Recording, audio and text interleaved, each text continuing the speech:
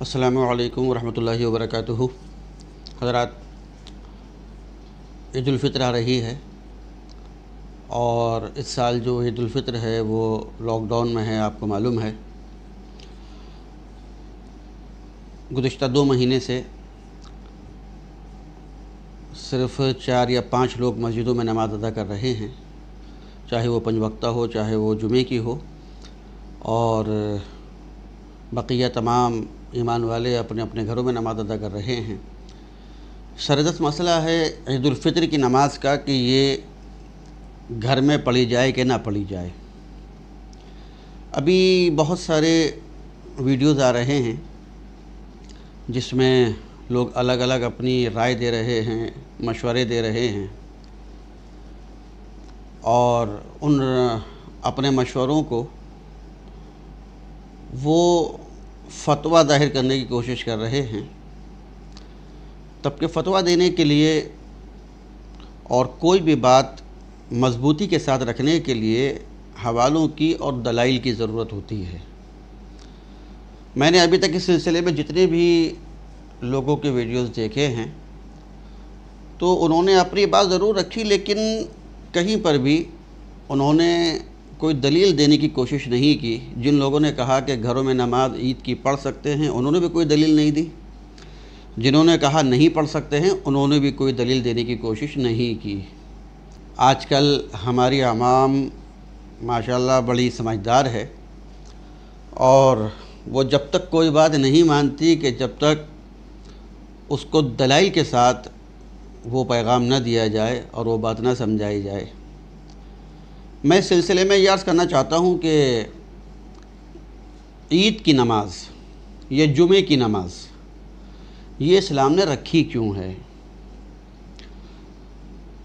تو سب سے پہلی بات یہ ہے کہ اسلام نے چاہے عید الفطر ہو، چاہے جمعہ ہو، یہ اس لیے رکھی گئی ہیں تاکہ ایمان والوں کی اجتماعیت محسوس ہو۔ صرف نماز ادا کرانا مقصود نہیں ہے۔ اگر صرف نماز پڑھوانا مقصود ہوتا، صرف عبادت کرانا ہی مقصود ہوتا، تو ظہر میں 4 رکعتوں کی جگہ یہ 2 رکعتیں کرنے کی کیا ضرورت تھی؟ یہ تو گھٹ گیا نا معاملہ۔ فرض نماز تو اور کم ہو گئی، 4 کی جگہ 2 رہ گئیں، لیکن اسلام نے 4 کی جگہ 2 پڑھوائیں، لیکن اہتمام کے ساتھ پڑھوائیں۔ ایسا نہیں کہ کیسے چاہے ویسا پڑھ لو، 2 ہو تو 2 پڑھ لو، 3 ہو تو 3 پڑھ لو، نہیں۔ کہیں پر مسلمان بھاری تعداد میں نہیں رہتے ہیں، آبادی نہیں ہے، زیادہ مختصر آبادی ہے تو بس پڑھ لو، نہیں۔ اس کے طریقے رکھے گئے ہیں، اس کے کچھ شرائط رکھی گئی ہیں، کس طریقے سے جمعے کی نماز آپ قائم کر سکتے ہیں، پڑھ سکتے ہیں، کہاں پر آپ عید کی نماز پڑھ سکتے ہیں، کہاں نہیں پڑھ سکتے ہیں۔ تو اس میں تھوڑا سا ہمیں سوچنے کی ضرورت ہے۔ بات تھوڑی سی لمبی ہوگی، مگر میں چاہتا ہوں کہ مکمل بات آپ تک پہنچنی چاہیے۔ پیارے آقا علیہ الصلوۃ والسلام جب مکہ مکرمہ سے مدینہ منورہ تشریف لے گئے تو وہاں جانے کے بعد پھر یہ عید کی نماز قائم کی گئی، اور اس کے باوجود کہ مسجد نبوی شریف موجود تھی مدینہ منورہ میں، اور اس وقت کے لحاظ سے وہ وسیع تھی، لیکن پیارے آقا علیہ الصلوۃ والسلام نے مسجد نبوی شریف سے تقریباً 1 کلومیٹر کے فاصلے پر ایک میدان میں نماز عید ادا کرائی۔ تب کہ وہ مسجد نبوی شریف میں بھی ہو سکتی تھی اور دیگر مقامات پر بھی ہو سکتی تھی، ہوتی تھی نمازیں الگ الگ جگہ۔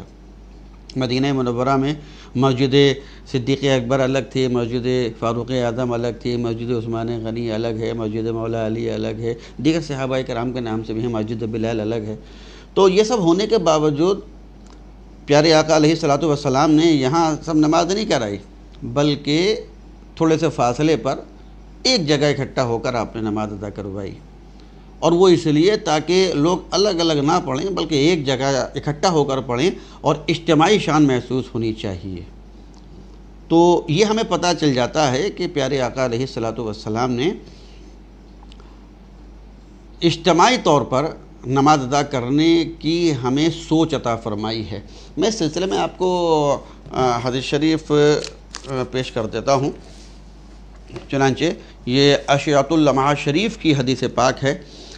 حضرت شیخ عبدالحق محدث دہلوی رضی اللہ تعالیٰ عنہ ارشاد فرماتے ہیں کہ عیدگاہ پیارے نبی صلی اللہ علیہ وسلم کے عہد مبارک میں شہر سے باہر جگہ تھی جو آپ پیارے نبی صلی اللہ علیہ وسلم کے حجرہ پاک سے 1000 قدم کے فاصلے پر تھی، کہ پیارے آقا علیہ الصلوۃ والسلام نے الگ سے جگہ قائم فرمائی تاکہ سب وہاں اکٹھے ہو کر جمع ہو کر نماز ادا کریں۔ اس میں ہم اور آگے بڑھ جائیں کہ کیا چھوٹی موٹی جگہوں پر نماز ہو سکتی ہے، کیا اجتماعی طور پر اور جہاں بھاری بھرکم معاملہ ہو وہی نماز ہو سکتی ہے؟ تو میں آپ کو پھر ایک حدیث شریف سناتا ہوں۔ حضرت عبد الرحمن سے مروی ہے کہ سیدنا مولا کائنات علی شیر خدا مشکل کشا رضی اللہ تعالیٰ عنہ نے فرمایا کہ نماز جمعہ اور نماز عیدین و تشریق صرف جامع مصر میں جائز ہے یا بڑے شہر میں۔ یہ روایت مصنف عبد الرزاق ابن ابی شیبہ اور بیہقی شریف میں موجود ہے۔ مطلب بڑے شہر سے مطلب جامع مصر سے مطلب کہ جہاں مسلمان بھاری تعداد میں موجود ہوں، جہاں پر اجتماعیت محسوس ہو۔ ابھی اس کو میں حوالے کے ساتھ ہی پیش کرتا ہوں اس چیز کو۔ چنانچہ در مختار میں اس کی تشریح کی گئی ہے۔ یہ در مختار جو ہے یہ فقہ کی بڑی عظیم الشان کتاب ہے اور فتویٰ دینے میں بڑا اہم کردار اس کا رہتا ہے۔ وہ لکھتے ہیں کہ مصر یعنی شہر سے مراد وہ بستی ہے کہ جس کی سب سے بڑی مسجد میں وہاں کے مکلف یعنی عاقل بالغ مرد نہ سما سکیں۔ اکثر فقہا کا فتویٰ اسی پر ہے۔ در مختار۔ ایک حوالہ اور سن لیجئے۔ حضرت امام ابو یوسف رضی اللہ تعالیٰ عنہ کے نزدیک جامع مصر وہ جگہ ہے کہ جب وہاں کے لوگ سب سے بڑی مسجد میں جمع ہوں تو سما نہ سکیں۔ یہ ہدایہ میں موجود ہے۔ کیا پتہ چلا کہ اسلام کا مقصد اور مطلب یہ ہے کہ آپ جب جمعہ پڑھیں یا عید پڑھیں تو اس انداز سے پڑھیں کہ آپ سب ایک جگہ اکٹھا ہونا چاہیے اور آپ کی اجتماعیت ایک اثر ڈالے لوگوں پر، ایک آپ کا اجتماعی انداز محسوس ہونا چاہیے۔ یہ ہے جمعہ کا مطلب اور عیدین کا مطلب۔ اسی لیے گھروں میں نماز نہیں ہو سکتی کہ اس نماز کا جو مقصد اور مطلب ہے وہ اجتماعی شان پیدا کرنا ہے، اور گھروں میں نماز پڑھنے سے اجتماعی شان پیدا نہیں ہوتی ہے۔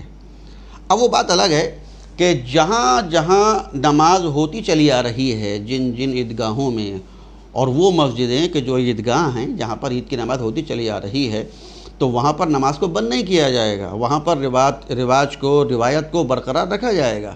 چاہے 5 ہی لوگ نماز پڑھیں وہاں نماز پڑھی جائے گی، لیکن چھوٹی چھوٹی جگہوں پر نماز پڑھ کر اس نماز کی اہمیت کو کم یا ختم نہیں کیا جائے گا۔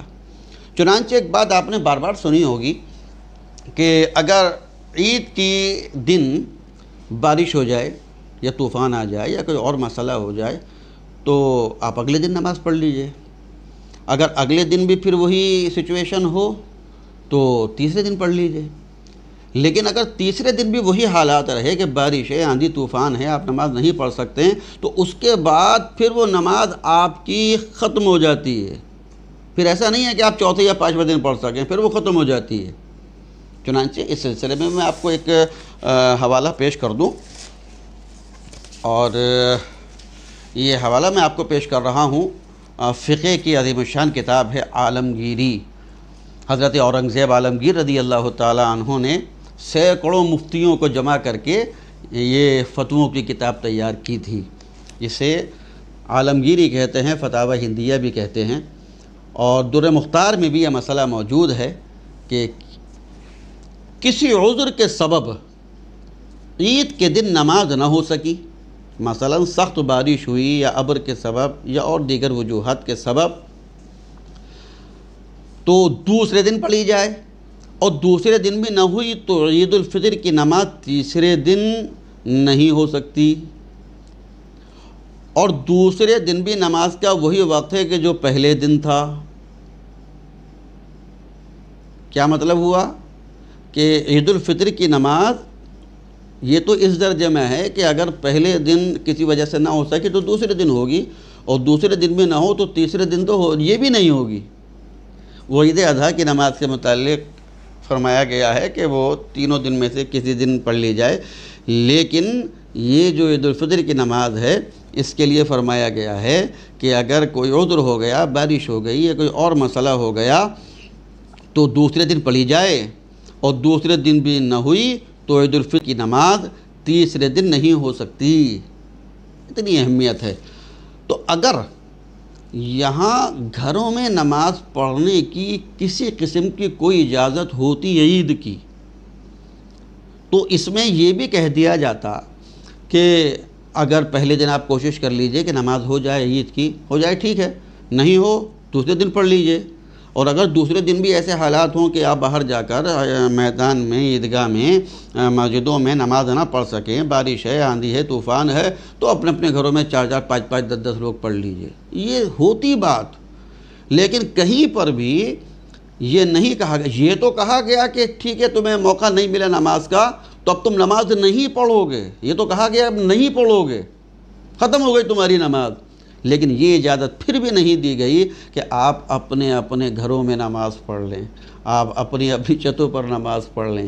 تو عید کی نماز کی یہ اہمیت ہے کہ اس کے قائم کرنے کا ایک مقصد ہے، ایک مطلب ہے، اور گھروں میں عید کی نماز پڑھنے سے یا جمعے کی نماز پڑھنے، جو شرائط عید کی نماز کے ہیں وہی جمعے کے ہیں، جو جمعے کے ہیں وہی عید کے ہیں۔ تو جب اسلام نے ہمیں اجازت نہیں دی ہے، دیکھیں ایک بات سمجھ لیں اچھے طریقے سے، اسلام نے اگر کسی چیز کا حکم دیا ہے اس کو کرنا یہ بھی ضروری ہے، نہیں کرو گے تو گناہ ہے، اور اسلام نے کسی چیز میں چھوٹ دی ہے، آپ کو آسانی دی ہے، اگر وہ آسانی آپ نہیں لیں گے تب بھی گناہ کریں گے۔ جیسے مسافر کے لیے یہ آسانی اسلام نے دی ہے کہ اگر وہ سفر میں ہے تو اس کی جو 4 رکعتوں کی نماز ہے فرض، وہ گھٹ کر 2 رکعت رہ جاتی ہے، وہ 4 نہیں پڑھے گا، وہ 2 رکعت پڑھے گا۔ لیکن کوئی یہ سوچنے لگے کہ چلو بھائی مجھے تو آسانی ہے، وقت بھی ہے، میں آسانی کے ساتھ رہ رہا ہوں، چلو میں 4 ہی پڑھوں، میں 2 کیوں پڑھوں، 4 پڑھوں گا زیادہ ثواب ملے گا۔ ثواب نہیں ملے گا، گناہ ملے گا۔ 4 پڑھیں گے گناہ ملے گا، نہیں، اسلام نے آپ کو جب ایک چھوٹ دی ہے، آپ کو ایک آسانی دی ہے، آپ کو ایک فیسلٹی دی ہے، کیوں نہیں لے رہے ہیں آپ اسلام سے بڑھیں؟ نہیں۔ تو اسلام نے اگر کسی چیز کو کرنے کا حکم دیا ہے تو وہ کرنا بھی عبادت ہے، اور اگر کسی چیز میں چاہے وہ اچھا ہی کام ہو، اگر اس میں ہمیں روکا ہے کسی وجہ سے، کوئی آسانی دی ہے، فیسلٹی دی ہے، تو اس فیسلٹی کو لینا بھی عبادت ہے، نہ لینا یہ گناہ ہے۔ تو اگر ہمارے ساتھ کوئی دقت ہے جیسا کہ ان دنوں ہے، اور ہم اگر ایسے ماحول میں جمعے کی نماز نہیں پڑھ پا رہے ہیں بلکہ ظہر پڑھ رہے ہیں، عید کی نماز نہیں پڑھ رہے ہیں، تو ایسا نہیں ہے کہ ہم گناہگار ہو جائیں گے، آپ گناہگار ہو جائیں گے، بلکہ ایسے موقعوں پر ہمیں ہماری شریعت نے، ہمارے دین نے ہمیں آسانی دی ہے، ہمیں چھوٹ دی ہے کہ ٹھیک ہے دقت ہے مت پڑھو، لیکن پڑھو تو اس کے آداب کے ساتھ پڑھو، اگر پڑھو تو اس کے شرائط کے ساتھ پڑھو، اگر پڑھو تو اس کے سلیقے اور طریقے کے ساتھ پڑھو، اور اگر وہ سلیقہ، وہ طریقہ، وہ انداز، وہ شرائط نہیں پائے جا رہے ہیں تو پھر ضرورت نہیں ہے اس کو پڑھنے کی۔ یہی اسلامی طریقہ ہے، یہی شریعت کا ہمیں حکم ہے۔ لہذا اپنے اپنے گھروں میں آپ حضرات رہیے، اور عید کی نماز گھر میں نہیں پڑھیں گے، لیکن جو عید کی نماز کا وقت ہے اس وقت آپ 2 رکعت شکرانے کے نفل آپ اپنے گھروں میں ضرور پڑھیے۔